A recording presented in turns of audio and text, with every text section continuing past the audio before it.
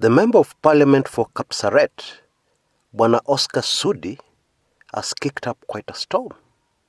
Now, for those who don't know Kenyan geography very well, Kapsaret is deep in Kalenjin Rift Valley. Okay? But I'm sure people are not interested in that. People are interested in what this man has said. He has said the lifestyle audit is very good. However, it must start with the founding father of the nation, Mzee Jomo Kenyatta, in 1963. What? Now, there are a few interesting things I want us to take careful note of before we go any further. Okay? Number one, this is the first direct attack at the presidency from within the Jubilee Party. Okay? That is so important, I have to repeat it. This is the first direct attack at the presidency from within the Jubilee Party. Because this is a member of the Jubilee Party making that statement. Okay? That should be clear. Number two, this kind of statement can only have one objective. And that objective is to stop the lifestyle audits dead on its tracks. Yeah? To stop the lifestyle audits before they even start.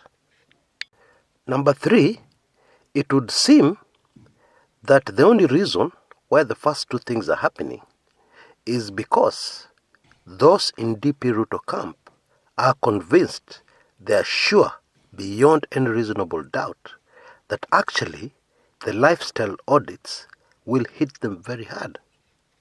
They are sure the lifestyle audits will hit their main man, DP Ruto, very hard.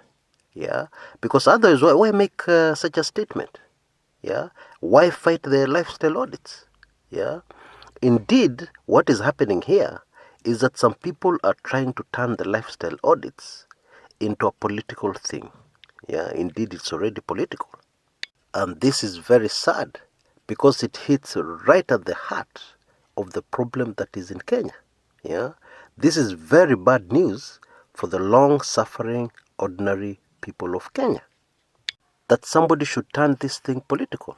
Yeah, that there should be any politics. Yeah, in this very grand, very noble idea of lifestyle audits to change our country for the better. Now, I do not agree with one Oscar Sudi, okay? For the very simple reason that what he's saying is that we have been robbed, yes, but don't catch the current robbers, don't catch the current crooks until you have dealt with the crooks of the past. Those who stole from us last year, those who stole from us 10, 20 years ago, 30, 40, 50 years ago. Deal with those criminals first before you come and deal with the criminals who are stealing from us now. Now. Does that make sense to you? You have a crisis. You have been robbed. You need to take care of the current crisis. But somebody's asking you, start studying history first. Yeah, go back to the history books. How does that work? And don't forget, we live in a civilized society. And the way things work in a civilized society is that before you condemn anybody, you need something called evidence. No matter how obvious something is, you need something called evidence.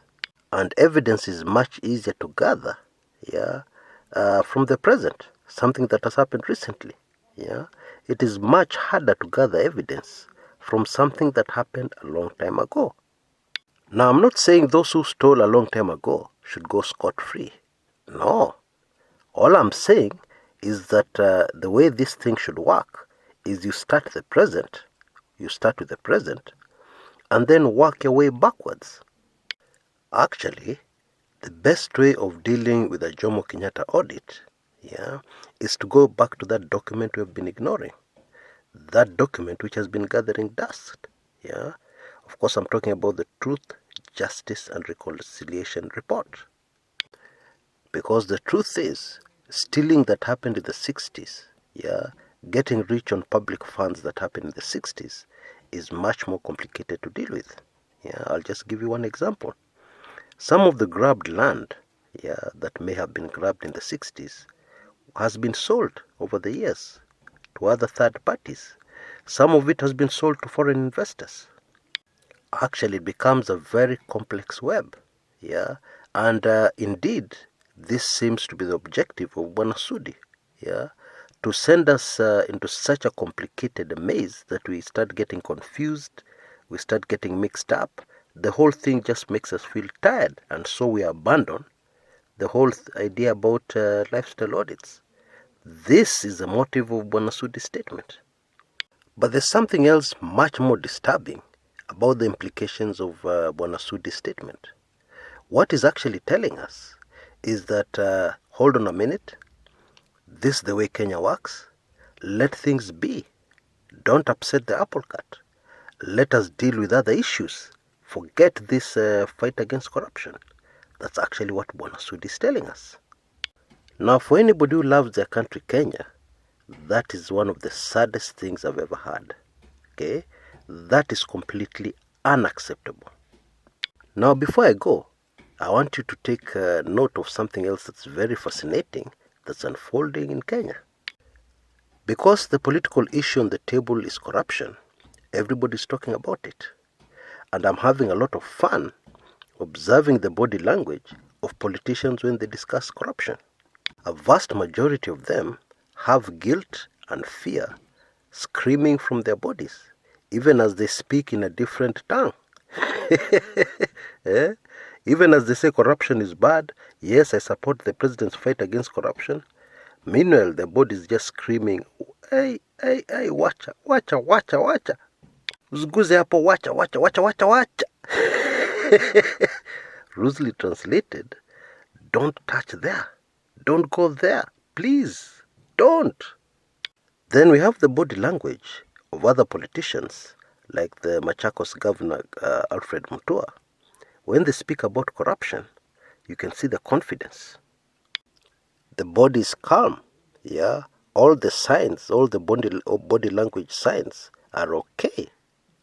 Gosh, I wish you could have a body language audit. It would be a lot of fun. But folks, that is Kenya for you. Until next time, this is Chris Kumekucha.